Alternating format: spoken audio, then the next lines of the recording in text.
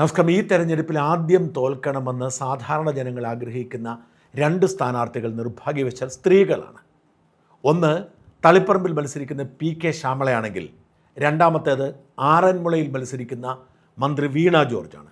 രണ്ടുപേരും തോറ്റു കാണണം എന്ന് ആഗ്രഹിക്കുന്നവരിൽ കോൺഗ്രസ്സുകാരും BJPക്കാരും മാത്രമല്ല, കമ്മ്യൂണിസ്റ്റുകാർ പോലുമുണ്ട്. രണ്ടുപേർക്കും ആ സ്ഥാനങ്ങളിലിരിക്കാനുള്ള യോഗ്യതയില്ലെന്ന് പാർട്ടിക്ക് വേണ്ടി നിരന്തരം പ്രവർത്തിച്ചവർ പോലും പറയുന്നു.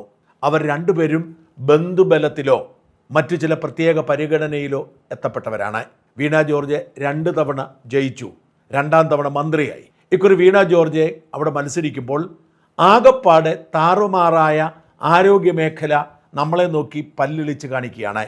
വീണ ജോർജിനെ തോൽപ്പിക്കാൻ ഏറ്റവും മിടുക്കനായ ഒരു സ്ഥാനാർത്ഥിയെ തന്നെ വേണം എന്ന് കോൺഗ്രസ് പാർട്ടിക്ക് നിർബന്ധമുണ്ടായിരുന്നു.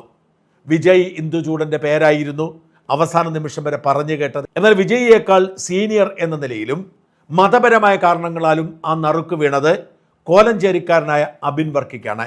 അബിൻ വർക്കി രാഹുൽ മാങ്കൂട്ടത്തിലിനോട് യൂത്ത് കോൺഗ്രസിൻ്റെ പ്രസിഡന്റ് ആവാൻ ഏറ്റുമുട്ടി വീരചരമം പ്രാപിച്ച നേതാവാണ്. എന്ന് വെച്ചാൽ വലിയ തോതിൽ അബിൻ വർക്കി വോട്ട് നേടി. അബിൻ വർക്കിയുടെ ചാനൽ ചർച്ചകൾ, ധീരമായ പ്രസംഗങ്ങളൊക്കെ രാഹുൽ മാങ്കൂട്ടത്തിനോട് കിടപിടിക്കുന്നത് തന്നെയാണ്. അബിൻ വർക്കി നേരിട്ട ഏക പ്രശ്നം യാക്കോബക്കാർ തിങ്ങിപ്പാർക്കുന്നിടത്ത് ഓർത്തഡോക്സുകാരനായി ജീവിക്കുന്നു എന്നതാണ്. നമുക്കറിയാം, ഓർത്തഡോക്സുകാരും യാക്കോബക്കാരും തമ്മിൽ ഭിന്നതയാണ്. ഈ യാക്കോബക്കാരുടെ കേന്ദ്രമാണ് കോലഞ്ചേരി, മൂവാറ്റുപുഴ, കോതമംഗലം, പെരുമ്പാവൂർ പ്രദേശം. അവിടെയൊക്കെ സീറ്റ് കിട്ടാൻ ഏറ്റവും പ്രധാനപ്പെട്ട യോഗ്യത യാക്കോബയക്കാരനാകണമെന്നാണ്. അതുകൊണ്ടാവാം അബിൻ വർക്കിയെ ആറന്മുളയിൽ കൊണ്ടുപോയി മത്സരിപ്പിച്ചത്. ഓർത്തഡോക്സ് സഭാംഗമായ വീണ ജോർജിനെതിരെ മറ്റൊരു ഓർത്തഡോക്സ് സഭാംഗമായ അബിൻ വർക്കി മത്സരിച്ചാൽ മികച്ച പ്രകടനം കാഴ്ചവെക്കാൻ കരുതുമെന്ന് കണക്കാക്കി. അബിൻ വർക്കിയോടുണ്ടായിരുന്ന നീരസം പതിയെ പതിയെ എതിർ ഗ്രൂപ്പിൽപ്പെട്ടവർക്കും മാറി മാറി വരികയാണ്. അബിൻ ഇന്നലെ മണ്ഡലത്തിൽ ഒരു മാസ് എൻട്രിയാണ് നടത്തിയത്. നമുക്കറിയാം, അമേരിക്കയിലും മറ്റ് പാശ്ചാത്യ രാജ്യങ്ങളിലുമൊക്കെ തെരഞ്ഞെടുപ്പ് സമയത്ത് സ്ഥാനാർത്ഥികൾ ഒരുമിച്ച് നിന്ന് സംവാദത്തിലേർപ്പെടും. ഈ സംവാദത്തിലെ രണ്ടു കൂട്ടരുടെയും പ്രകടനം ജനം വോട്ട് ചെയ്യാൻ വേണ്ടി ശ്രമിക്കും. എന്നാൽ നമ്മുടെ നാട്ടിൽ അത് സാധ്യമല്ല. നമ്മുടെ നാട്ടിൽ സംവാദത്തിന് പ്രസക്തിയില്ല, ഏകപക്ഷീയമായ സംഭാഷണത്തിന് പ്രസക്തിയുള്ളൂ. പിണറായി വിജയനെ പോലുള്ളവർ അഭിമുഖം കൊടുക്കും, നേരത്തെ ചോദ്യം കൊടുത്തിട്ട് അവർക്ക് പറയാനുള്ള കാര്യങ്ങൾ മാത്രം പറയുന്ന തരത്തിലുള്ള അഭിമുഖം, എന്നിട്ട് വീരാരാധന ഉണ്ടാക്കുന്ന തരത്തിൽ ആരാധകരെ കൊണ്ട് പ്രചരിപ്പിക്കും. അതേസമയം സംവാദമാണെങ്കിൽ അപ്പോഴുണ്ടാവുന്ന ചോദ്യങ്ങൾക്ക് ഉത്തരം പറയണം. അതുകൊണ്ട് തന്നെ പലപ്പോഴും സ്ഥാനാർത്ഥികൾ ഒരുമിച്ച് വരികയോ പരസ്പരം ഏറ്റുമുട്ടുകയോ ചെയ്യുന്നത് വിരളമാണ്.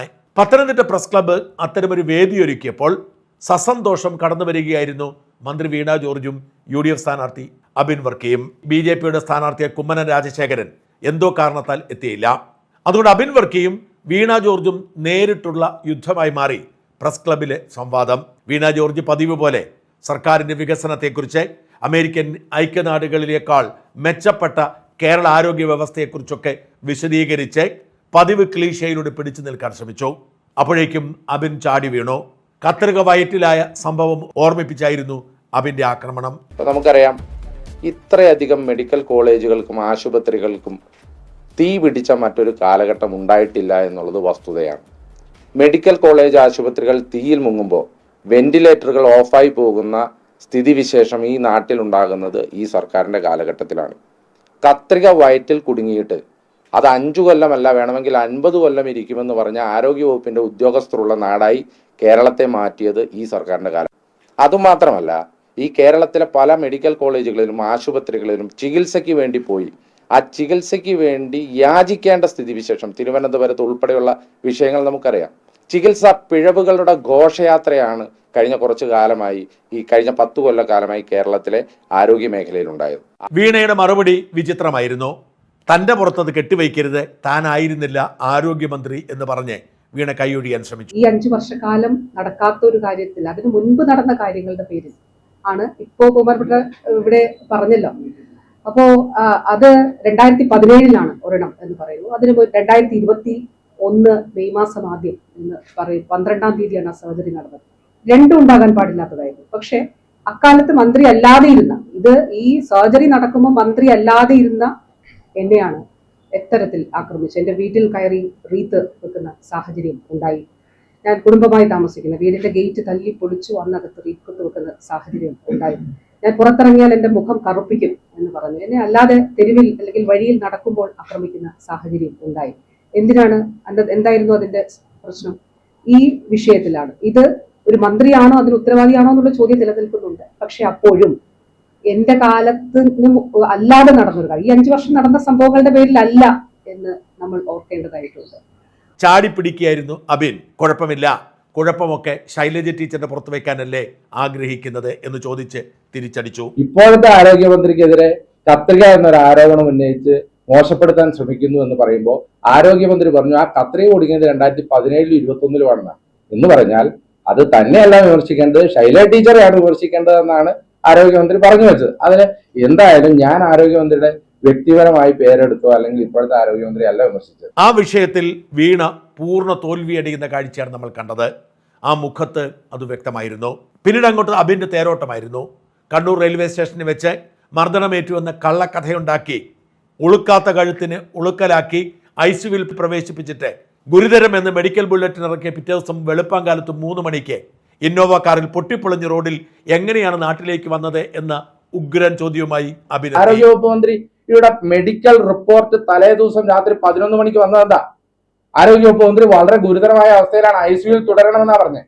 ഏത് സാഹചര്യത്തിലാണ് 4 മണിക്ക് കഴുത്തിന് ഗുരുതരമായ അസുഖമുള്ള ഒരാള് കാറിൽ അവിടെ നിന്ന് യാത്ര തിരിക്കുന്നത്? ഏത് സാഹചര്യത്തിലാണ്? എങ്ങനെയാണ് യാത്ര തിരിക്കുന്നത്? നമ്മളൊക്കെ ആശുപത്രിയിൽ പോകാത്തവരാണോ? നമ്മളൊക്കെ കഴുത്തിന് പരിക്ക് പറ്റാത്തവരാണോ? കഴുത്തിന് പരിക്ക് പറ്റിയ ഗുരുതരമായ അസുഖമുള്ള ഒരാള് കാറിൽ, അതും പണി നടക്കുന്ന റോഡിലൂടെ ഒരു ഇന്നോവ കാറിൽ എങ്ങനെയാണ് വന്നത്? അപ്പൊ ഒരു ആരോഗ്യവകുപ്പ് മന്ത്രിയെ പോലും ഇത്ര ലാഘവത്തോടു കൂടി പെരുമാറുന്ന, ചികിത്സിക്കുന്ന കേരളത്തിലെ ആരോഗ്യ മേഖലയുടെ പിടിപ്പുകേടിന് ഇതിലും വലിയ ഉദാഹരണം വേണം. വീണയുടെ മുഖത്ത് ചമ്മൽ വ്യക്തമായിരുന്നു. എന്താണ് മറുപടി പറയേണ്ടത് എന്ന് പോലും അറിയാതെ ക്യാമറയിൽ ഉണ്ടല്ലോ ആണല്ലോ എന്നൊക്കെ പറഞ്ഞ് തടി തപ്പുന്ന ദയനീയ കാഴ്ച. ഞാൻ അങ്ങോട്ട് പോയതല്ല, ഞാൻ നടന്ന് പോകുമ്പോൾ എന്നെ ഇങ്ങോട്ട് വന്നിട്ടാണ് നമ്മളുടെ അതിന്റെ വിഷ്വൽസ് ഉണ്ടല്ലോ, ഒരു ഇനാം പ്രഖ്യാപിക്കുക. അപ്പൊ സാധാരണ സ്ത്രീകൾക്കെതിരെ സമരം നടക്കുമ്പോൾ പെൺകുട്ടികൾ ഉണ്ടാകും, സ്ത്രീകൾ ഉണ്ടാകും. അതൊന്നും ഇല്ലാതെ പുരുഷന്മാർ വന്നിട്ട് ഇതിലേക്ക് ഇടിച്ചു കയറി, അതിന്റെ വിഷ്വൽസ് ഉണ്ടല്ലോ. അത് വന്നിട്ട് ആ കാര്യങ്ങൾ അങ്ങനെ ചെയ്തിട്ട് പിന്നെ ഇനാം പ്രഖ്യാപിക്കുന്നതോ അതിനൊന്നും ഞാൻ മറുപടി പറയുന്നില്ല. കാരണം അത്തരത്തിൽ വ്യക്തിപരമായിട്ടുള്ള ഒരു അധിക്ഷേപത്തിന് ഞാൻ ഒരു ഘട്ടത്തിലും ഒരു തെരഞ്ഞെടുപ്പിലും ഞാൻ പോയിട്ടില്ല. ആ വിഷയത്തിലും വീണ 8 നിലയിൽ പൊട്ടിയെന്ന് മാത്രമല്ല നാണം കേടുകൊണ്ട് ഇറങ്ങിപ്പോകാൻ കഴിയാത്ത അവസ്ഥയും ഉണ്ടായി.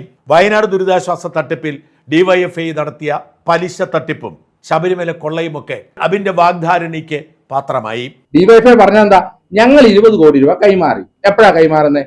2.5 കോടി രൂപ ഏപ്രിൽ മാസത്തിൽ കൈമാറി, 2.5 കോടി രൂപ മെയ് മാസത്തിൽ കൈമാറി, 15 കോടി രൂപ 2026 ജനുവരി മാസത്തിൽ കൈമാറി. എന്ന് പറഞ്ഞാൽ ദുരിതാശ്വാസ നിധിയിൽ കൈമാറി എന്ന് പറയുന്ന ചെക്ക് വ്യാജമായിരുന്നു എന്ന് ആദ്യം തന്നെ DYFI സമ്മതിക്കുകയാണ്. ബഹുമാനപ്പെട്ട MLA, ഇവിടുത്തെ MLA, ആരോഗ്യവകുപ്പ് മന്ത്രി ശബരിമല സ്വർണ്ണക്കൊള്ളയെ കുറിച്ച് ഒന്നും പറഞ്ഞില്ലല്ലോ. ഈ നാട്ടുകാരാണല്ലോ ജയിലിൽ കിടന്നത്.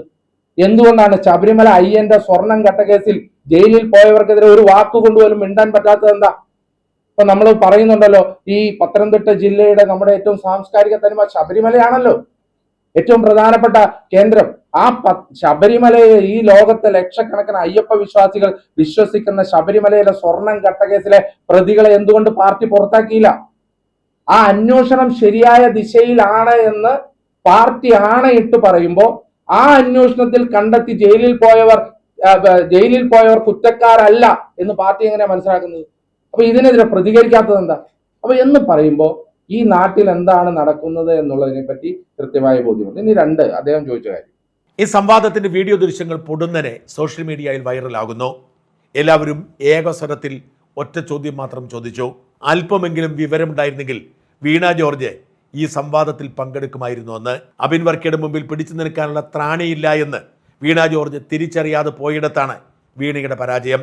ആരോഗ്യമന്ത്രി എന്ന നിലയിലും മാധ്യമപ്രവർത്തക എന്ന നിലയിലും അമിതമായ ആത്മവിശ്വാസം ഉണ്ടായപ്പോൾ വീണയ്ക്ക് കിട്ടിയ 8ന്റെ പണിയായി അബിൻ വർക്കിയുടെ ഇരുത്തിപ്പൊരിക്കൽ. അക്ഷരാർത്ഥത്തിൽ ഇരുത്തിപ്പൊരിച്ച് വറുത്തെടുക്കുകയായിരുന്നു വീണ ജോർജിനെ അബിൻ വർക്കി.